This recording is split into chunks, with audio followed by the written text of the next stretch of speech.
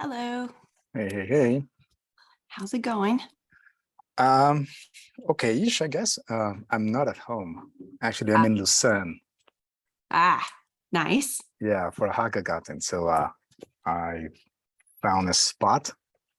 Very cool. It's a bit dark in here.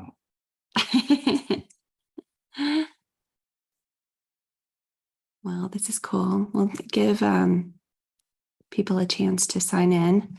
I think Justin was at a hotel himself, so he might not be able to get in. We'll see. Great. So I will assume there are some basic housekeeping things to be taken care of at the beginning. Yes. Yeah. Okay. Yep. We don't have much to discuss, but there's just a couple things. Give anyone a chance to make any announcements or anything.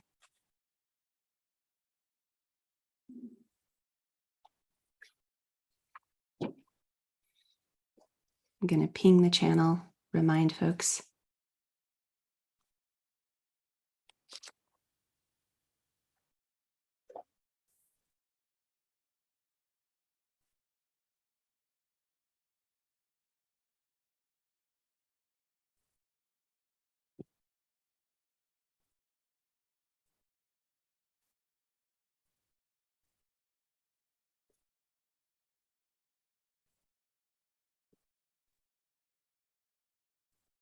Hey, good morning, good afternoon. Good morning. How are you Morning. doing? Meeting after meeting. Now, when North America starts waking up, my day becomes interesting.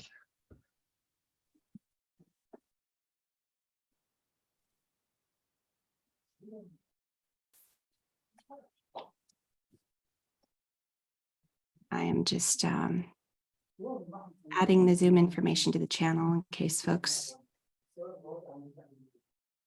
want to join.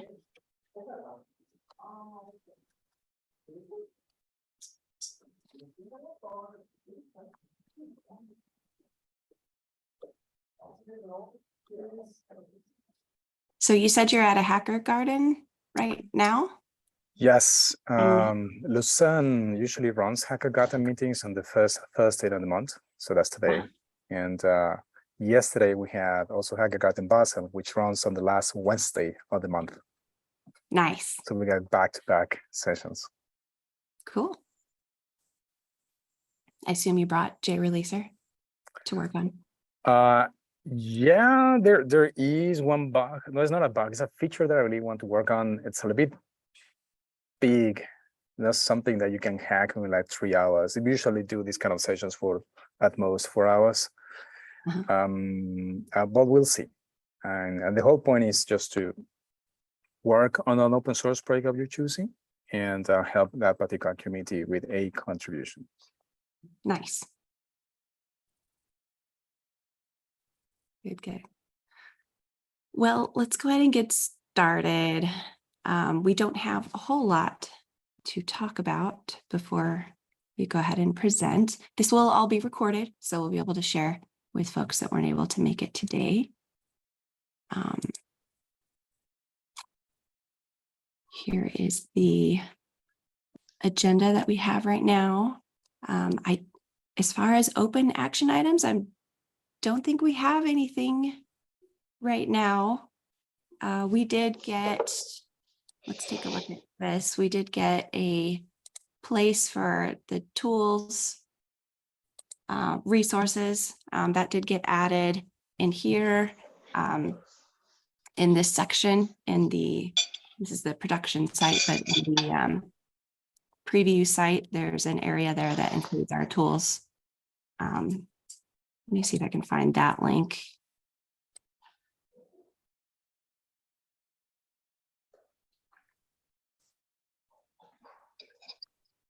Yeah, here we go. Yeah. So it got placed here.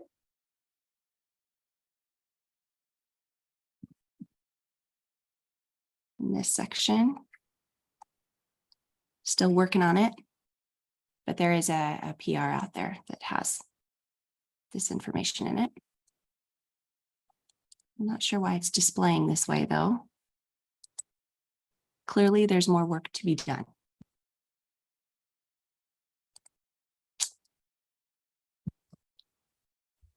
That was all that I had. Yeah, I had an action item there actually at the end. Justin, I just sent you the list of project contacts you could reach out for interoperability. I think, Melissa, the last action item from last meeting, we can. Yeah, thank you. Yeah.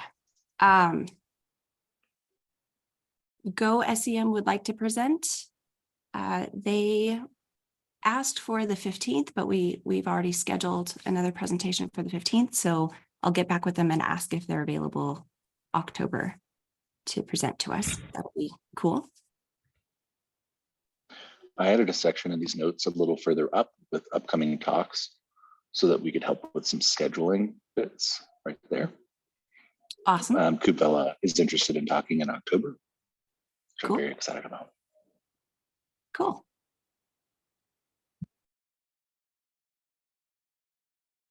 All right. Any other news or announcements to speak of?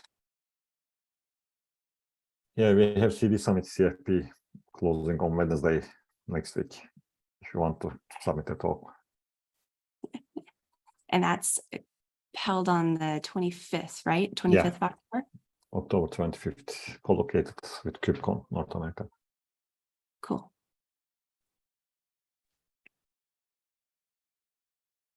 All right. Well, I'm being selfish. I'm kind of rushing through this because I'm excited to hear about JReleaser. So Andres is here with us today. I'm going to pass the screen sharing over to him and let him start talking about this project. Let's see if I can share the screen. Desktop. Yes, here we go. All right. So you should be seeing now a terminal window. Okay, so well, first off, thank you very much for your time. And there are many things that I can say about this particular project. I'm just going to take about 30 minutes or so. And the idea is that I will describe the problem that I encountered before this project existed. Then that will give you the reason why the project came to be and what it can do, and hopefully what it might be able to do in the future. So with that, let's play the slides. And here we go.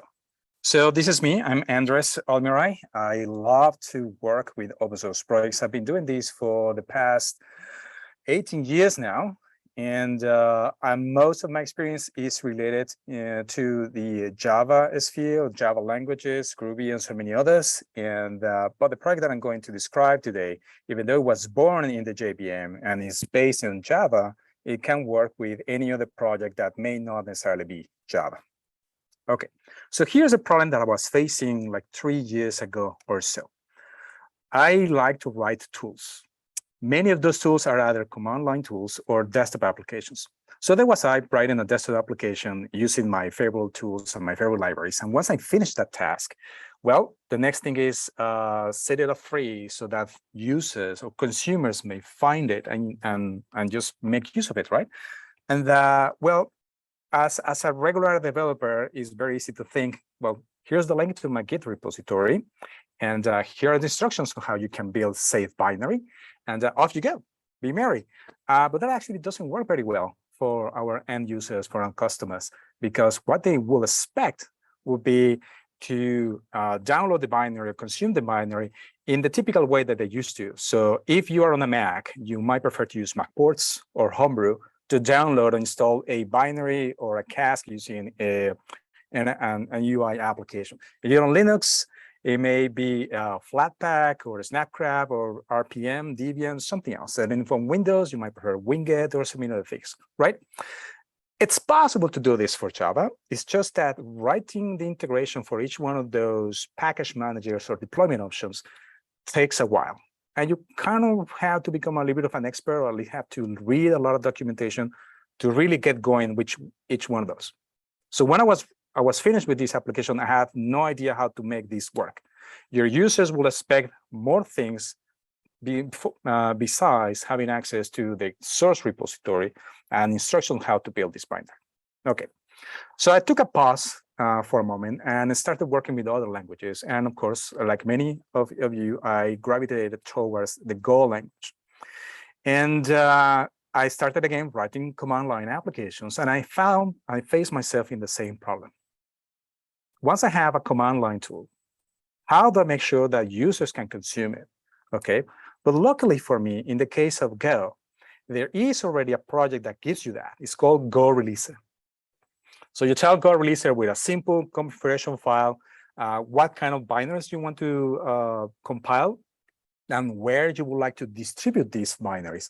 So it may be Homebrew, Snapcraft, it may be something else. You might even create a Docker images. And the additional thing that will happen is that Go Releaser will calculate a change log based on all your commit history, push a Git release, sign files with either PGP or SIG stores cosign, and so many other bells and whistles. The point is that when I saw this, I said, wow, this is great. This is what I really like to use for my Go projects. But I would like to do this for my Java projects, but there was no option for that. At the same time, I saw another project called JBank, which is a command line tool based on Java. It can do a lot of things, but the author, by hand, manually, figured out all the possible ways that he could deploy his Java project to many different places. So what if there was a way to use both projects, or at least the ideas of both projects, how Go Releaser works, and how JBank solved the problems for Java put together? And that's exactly how this project, JReleaser, came out to be. So what it is a simple tool that you supply the binaries with the build tools that you currently use. And now I'm showing not just Java build tools, but I'm also showing non-Java build tools. So it may be Node application, maybe it's a CLI, maybe it's a Rust application. It can even be Elixir, Bash, or something. It doesn't matter. Whatever build tool that you use today, you continue to use it to create the binaries you want to release. And then alongside those binaries, you pass an additional model file, some sort of configuration, to the JReleaser tool. And as a benefit, you can create Git releases in popular services, GitHub, GitLab, or Gitya. The free versions and the enterprise versions is the same, at least from the point of view of the tool. You can create, if you want to, files that will talk to the different package managers, for which we have plenty of them. We'll see them in a moment. And you can also announce when a release is posted. You can go to Twitter, you can go to Sulip, SDK Man, you can send an email, you can do a lot of things. How does it do it? Well, it has a series of commands that you can invoke. If you look at the top one, the orange one, this performs everything. This will create a Git release, which is the blue column. It will create all the files required for the package manager, which is the purple column in the middle. And it might also announce your project in case that you have any announces. And if you were to look just on the blue column, these will be the different steps that you must follow, or at least the tool will follow. We'll create a changelog for you, calculate checksums for all particular binaries you have configured, if you have configured any, with different algorithms. You can sign those binaries with PGP, cosign, something else. You can upload to additional places such as Amazon S3 or an HTTP server, SFTP, many different locations. And finally, create a Git release with all the assets and whatnot. So this is exactly what it does. In terms of iteration, I already mentioned a few, but this is the full gamut that we have at the moment. If you want to release to a Git service, GitHub, GitHub Enterprise, GitLab, GitLab Enterprise, your own custom Git instance running whenever you want to, Codeberg, which is based on Git, or if there's none of this, you can still at least create a tag, some sort, interact a little bit with the Git backend. But there are some features that will be missing. For example, creating a Git release, such as what GitHub and GitLab understand, is not possible in Git services such as Bitbucket. So if you're using Bitbucket for now, you will have to rely on the generic Git integration. You may upload binaries besides using Git release to different locations, such as JFrog Artifactory or any HTTP server that you control, an Amazon S3 or any cloud provider with an S3 compatible API, or FTP, SCP, or SFTP. In terms of package managers, there are 12 of them. So there's app image for Linux, ASDev for Linux and Mac, Homebrew for Mac and Linux, Chocolatey for Windows, Docker images, Flatpak for Linux, JBank, which works for pretty much any platform, Maxforce for OS X. Scoop is like Homebrew, but for Windows. SDKman works on all platforms, Snapcraft works on Linux, and Spec is another way to build RPMs. And if you want to announce your release, well, there are many different channels. These are all the ones that are currently listed. And if there's something that is not listed here, but it uses incoming webhooks or a regular HTTP post or put, then we support those through the HTTP or the webhooks announcer. In terms of inputs, the things that you built already today that you could release with this tool. Well, we have binary distributions. Again, these binaries can be created with any kind of language that you're currently using today. And you have to zip them or tar or create a tar file for these distributions. Typically, you put the executable or the script in the bin directory. There may be a config file or a conf directory, etc, lib, whatever it is, all those additional files or resources required by the application in order to run. You may create a single jar or an Uber jar. This is very typical in the Java world to have one single jar file that contains all dependencies and is executable. Again, in the Java world, we have something called J-Link distributions. This is a Java runtime that is bundled with your production code. So you don't have to tell your customers, hey, install that particular version of Java in order to run the application. It just comes everything within. Or you may create a native executable for a particular platform using GraalVM native image. Again, this is Java space. Or you may provide a native installer. Again, could be created in many different ways. And JRLeaser can also create some of those if there happen to be the source code has to happen to be Java. It uses a tool called JPackage. How do you launch the tool? And this is when things start to get a little bit interesting, because we have a full set of options for you to choose from, depending on the operating system. So if you want to install the command line tool, well, you can use many different package managers, SDKman, or JBank, Brew, or Port, or MacPorts. But if there's were not to be enough for you for whatever reason, you can go into the release pages and select the version that you're interested in and download a zip file that contains everything that you need. So if you use JRLeaser and just the version number, that's just the production code, and you need a Java runtime to run it. Or you can use the standalone version, which bundles a Java runtime. So just unzip and run. Or you can use an executable version, a native one created with GraalVM. Again, it's just unzip and run. There's no need for Java to be installed on your system. For Linux, we have a handful more of package managers. We have, additionally to the previous one that we mentioned, we have Flatpak. We also have an image and RPM coming from Fedora Coppel. And likely, like we saw before, you can download specific files. And in this case, besides just regular Linux compiled with glibc, we also support Linux compiled with Muscle. So this is what you typically will run on Linux Alpine. And finally, on Windows, same installers or same package managers as before, as the command, JBank, in this case, Scoop, or download a particular version that suits your specific setup. You want to use just the production code or the standalone native. There are so many different choices. You may also run the CLI as a set of Docker images. JRLeaser Slim is based on Ubuntu, and the other, because of the name, is based on Linux Alpine. So whichever one you want to use. Now, based on all these options, and given that JRLeaser itself is a Java application and a CLI tool, you might be wondering, does JRLeaser release itself? As so happens that it is actually the case since the first release. As a matter of fact, we have set up the build in such case that whenever we push a commit to the main branch, that triggers a new snapshot build and ends up with something that we like to call the early access release. So many of all these binaries that I showcased before are available to you on every push to main. And when we want to release a stable release, we just trigger at the UI on GitHub where the project is hosted, and that builds everything with the same configuration file.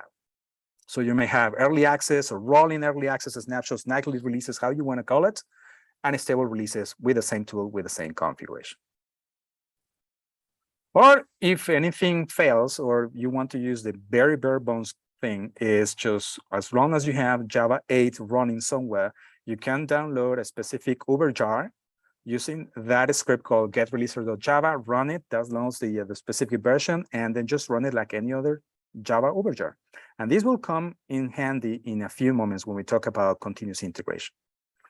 So far, we have discussed how to run the command as a command line tool. But there's also integrations in the case of the Java space, again, because this is where the tool was born. You can run it as a Maven plugin, as an Apache end task, or as a Gradle plugin.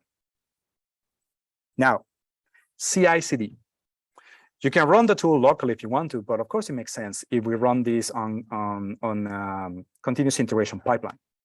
Well, we have integration guides for all these different options and solutions already. There's a very specific GitHub action that you can run. Recently we had an integration to Daga, and many of these services, what they will do is just locate either the Docker images, download the Uber jar, or locate the binary that runs for that particular platform, unpack and run. It's just as simple as that. If any of those, or if there's any other CI service that is not mentioned here, and if you will be interested to know more about that, just get in touch with us. We figured out how to make it happen, and we can write down a guide and expose it so that everybody else will know what needs to be done. So with that in mind, this is basically the whole theory. Let me show you a quick set of examples very quickly. So I have here on GitHub a very basic Maven project. It could be anything. I decided to make it Maven. And this is a very trivial command line application. You run it and it says hello world. If you look at the commits, oh, not that one, the commit messages, there's just one-liners. They have a prefix and some text. It so happens that these prefixes match a convention called conventional commits.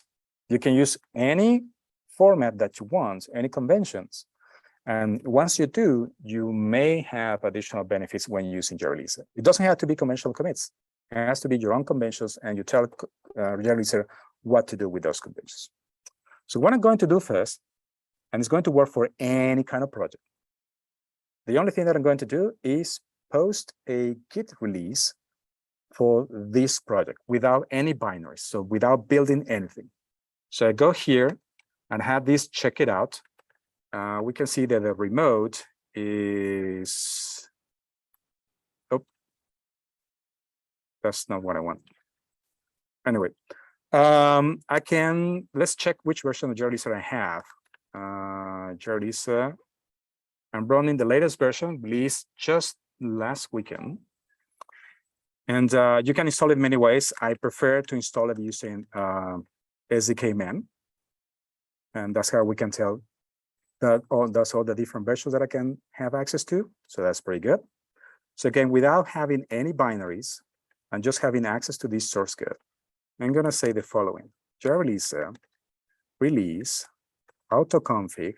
So I'm going to ask JReleaser to read information from the Git repository. So what is the remote name? What is the default branch? What's the name of the repository, and all those things. And I'm also going to tell it release project version 090. Just give it a name or a number. And let's see what happens. Oh, JReleaser has not been properly configured. We have something that is missing this particular version. So we're missing a project copyright and we're missing a project description. Okay, so we pass those now. Project copyright, and we say that will be 2022 and my name. And the project description will be, I don't know, app for whatever it is. So now we do this. Oh, it's not copyright, sorry. I think I changed something recently. And maybe I can change to a different portion of the demo. Yep, hold on a second. JReleaser release, let's ask for some help. And it tells me that I cannot set the copyright, and I cannot set the description in this way. We found something that needs to be updated. Okay, no worries. We can turn into the next portion of the demo, which is, let's make use of this file here, the model. This model tells me some metadata about the project that may be reused by many different places. So for example, the package managers, or when you announce a project, or when you assemble the project. So some basic information as the name of the project, description, authors, license, copyright may be inferred by the authors and the inception year, and some other properties. It also tells Lisa that I want to release to GitHub. For every release, I want to override and maybe also be able to update assets. I want to sign any commits or tags that get created. I will also post to a discussion category with this name, and some basic conventions on how I'm going to format the changelogs. Notice that I say something like conventional commits. If I didn't do this, I would have to specify a set of rules on how I would like the changelog to be formatted. I would like to sign the artifacts. I would like to also create a homebrew formula. And these are the two artifacts that I'm making use of, a zip file and a tar file.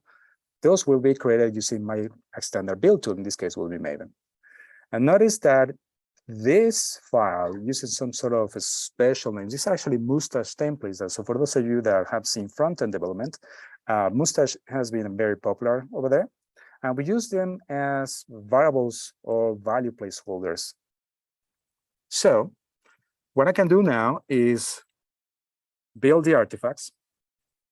So this is just a standard Maven that creates the zip file and the tar files that we see right there. And once we have those, we can tell Lisa to perform a full release. This should create a tag, create a release. Now I'm seeing it's doing the checksum, it's doing the signing, now creates a release, updates all the binaries, including the signatures, because that's what it told it to do by default, and then creates a homebrew formula for me. So when I go here and do a refresh, notice that now there's a release here. I click on that one, and I get this changelog. And all these categories appear because of the conventions and the prefixes that I'm following. Here are all the assets. And there's a button here that says Join Discussion, because remember that I put a discussion category that goes into announcements. And it goes right there. But it doesn't stop here. Remember that I also posted a homebrew formula, which was just updated a moment ago.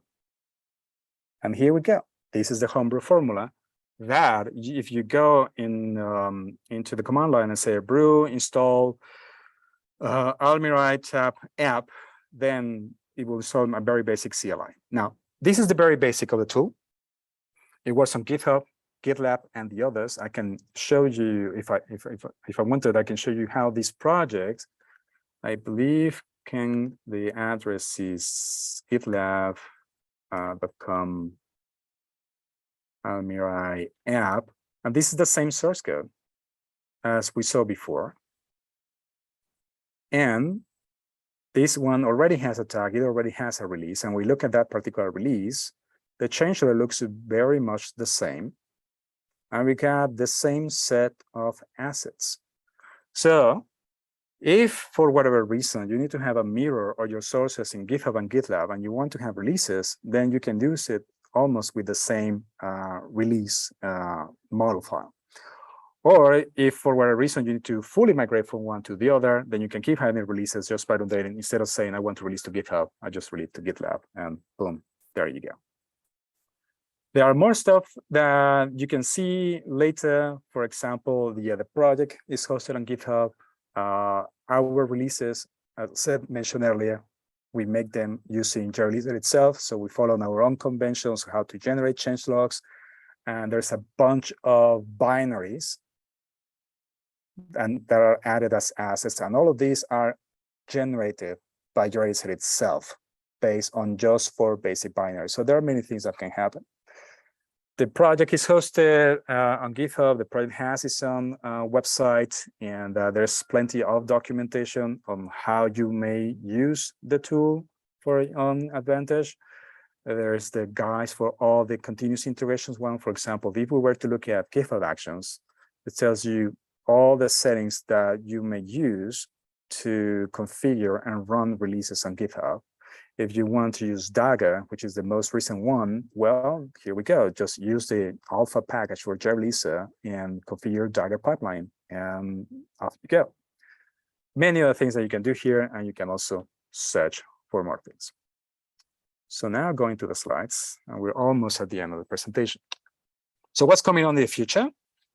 I did mention Bitbucket before and Atlassian, and that's something that people have been asking us for supporting. That's something that we'll be looking in the future. There's also Azure DevOps. There are so many other Git services out there that we may support in the future. Other packages, such as Winget, which is quite popular on Windows, they will be added in version 1.4 support for installing zip files, not just Windows installers. So that will be very, very useful for any kind of application that you want to install on Windows that does not necessarily have a Windows installer associated with it. The Arch Linux and the our package repository is also quite popular, and we were looking at it as well. And right now, I mentioned that you can use the tool for Rust, Elixir, and Bash, of anything, or everything else. It's just that when you use the tool, you have to have an additional configuration setting to say map certain values that Java understands. For example, when it resolves the platform name, which is Linux x86 64, for Rust and Elixir, they prefer something that's called the target triplet, which is a vendor, a CPU, and an architecture. So we have to do some translation. Right now, you have to do it manually. It's part of the DSL that goes in the model file. But in the future, you will simply be able to say, I want this project to be seen as a Rust project. So those translations happen automatically. And anything else that Rust or Elixir might require in order to do proper releases, then JReleaser will also figure out a way to support those things.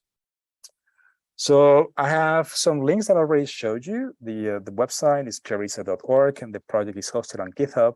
We have an open collective for sponsorship, and we also have a Twitter account, like most people do nowadays, and most projects, where we post announcements or things that are coming up on projects that we have found are interesting and that use the tool, or anything that is related to the project itself.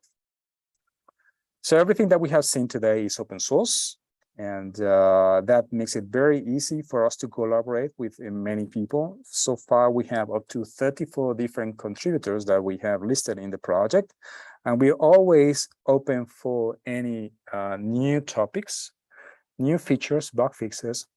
So there's a link for the issue tracker, and there's a link for the discussions where you just pretty much hang out and solve any questions that users may have. So with that, I thank you again very much for your time.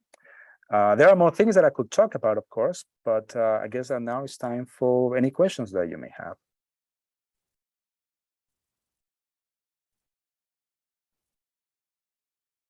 That was awesome. Thank you, Andres.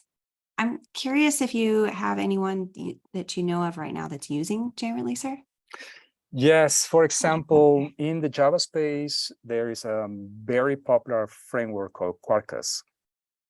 They have a CLI tool, and they use JReleaser to publish their CLI tool. There is a bunch of, for whatever reason, JReleaser is quite popular with GraalVM native images projects. So there are like 4 or 5 different projects like this. Some of them connect to Kafka. There is some project called KCCuddle, KCCTL, that the name is inspired by kubectl. I guess this is always a problem, how you should pronounce it. We'll say cuddle. So what this thing does is connect to Kafka Connect. It's a command line application that interacts with Kafka Connect. It's written in Java and uses Graal native image and uses Quarkus as well. It's actually the first early adopter. And there are other projects that either build with a Spring or just plain Java and native image that use it.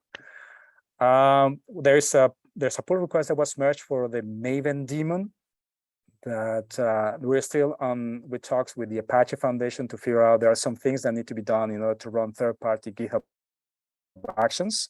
so that the project can happily use the tool.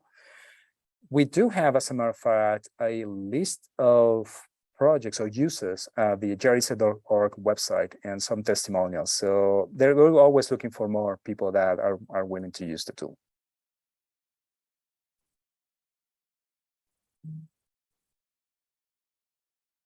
Anyone else have any questions? Yeah, so I have a question on kind of the order of things. So do you run a Maven build and then you invoke JReleaser to work with the artifacts that were generated, or does JReleaser invoke Maven itself? It depends. If you use the CLI, it is expected that the build tool creates the artifacts, and then you will invoke the JReleaser on its own. If you use it as a Maven plugin, then you may use JReleaser as part of the overall Maven execution session as part of the React. There is one feature that was added recently to JReleaser. It's called execution hooks. That allows you to invoke external commands before and after the execution of each one of the steps. So as we saw, changelog, package, publish log, those.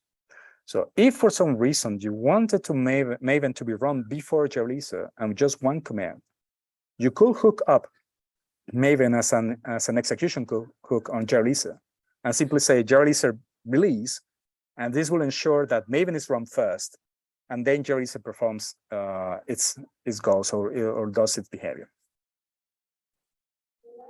Cool, thank you. Now, I think, well, it was kind of obvious when I ran the tool, I did it on my machine, my local environment, and I was able to post a release. And of course, you can run the same code, the same model on CI. One of the advantages that I see with the tool is that instead of fiddling out with a remote CI pipeline, sending YAML and figure, oh, I made a commit or made a mistake and going back and forth until you get the pipeline correctly, you can try most of it locally. And once you're happy with the results, then you can push that configuration to the remote and trigger the CI pipeline.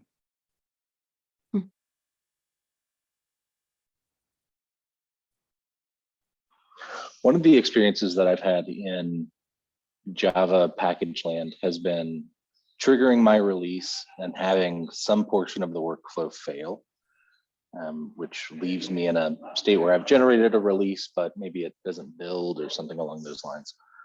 How does JReleaser handle failures? In this specific case for package managers, there's a flag called continuing error. So if for some reason you're building a Docker image and the Git release has already been posted and you want to continue publishing the package managers and one of them fails, you don't want the whole release process to fail. You can simply say, well, if this particular package manager were to fail, I just want to continue, because you can resume at any point in time, given that you can invoke these commands separately from one another. So you may recover for most of the errors that may happen. If you have already pushed a release to Maven Central and turns out that it was faulty for some reason, in this case, JReleaser doesn't help you because JReleaser doesn't publish to Maven Central. That's something that still is part of the responsibilities of the builder of choice, Maven, Gradle, or what have you. Got it. And so JReleaser is really about publishing some artifact to a variety of, not quite package managers, but like places to download binaries, kind of. It's actually both, depending on your target. For example, SDK man is just something that tells you where you can download things and handle versions on installers. But in this case, a Chocolate is a proper package manager that relies on NuGets, and JReleaser can define the manifest required to build those NuGets, and you still have to invoke the Choco command in order to build and publish. So let me see if I have this right. Maybe we differentiate between language. So JReleaser doesn't help with language package management, package managers. It expects that you've already pushed to PyPI or to Maven Central or something like that. But then when you get to operating system level package managers, that's where like JReleaser does tons of work. Is that right? Yeah, publication to Maven Central is optional. As a matter of fact, you can work with the artifacts that you may have locally on whenever you build the things. It also has an option to download artifacts as an extra step. So regardless of your operating system, you may be able to download assets, templates, or so many other things that are required in order for the release to happen. And this will be independently of your build tool of choice. Awesome, thank you.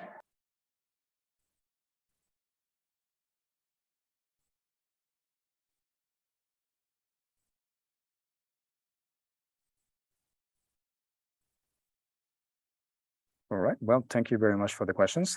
And it goes without saying that I'm quite excited about this project. It has been proved to be very useful to the own projects that I have, and the own projects that I work with other people and the early adopters that have been using the project. And I really would like to drive home the point that just being able to run things locally as much as you can, and then just push it to CI, to remote, and just have it work is a very, very good feeling.